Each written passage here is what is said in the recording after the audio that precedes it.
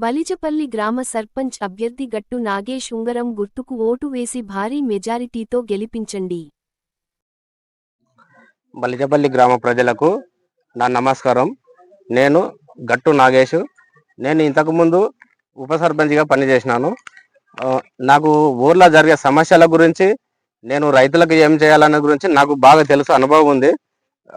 ఊర్లో లైట్లు కానీ, డ్రైనేజీ కానీ, రోడ్లు కానీ ఏదైనా ఎవరికి ఇబ్బంది కాకుండా నేను అందుబాటులో ఉండి చేస్తాను. నాది ఉంగరం గుర్తు.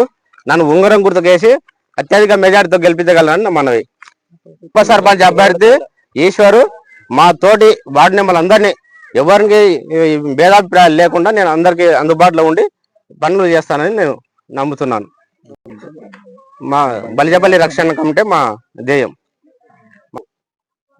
పార్టీ లేదన్న. డ్రైనేజీలు కానీ, రోడ్లు కానీ, ఆ రైతులకు పైప్ లైన్లు కానీ, ట్రాన్స్ఫారాలు కానీ అన్నిటికీ ముందుండి నేను అన్ని చేసినాను.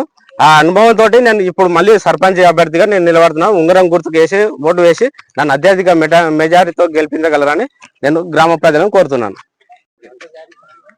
గ్రామ ప్రజల వరకు మన తాండ వాళ్ళకు కూడా అందరికి కలిసి నేను ఎర్రగడ్డ తాండ ఈశ్వర్ నాయకు.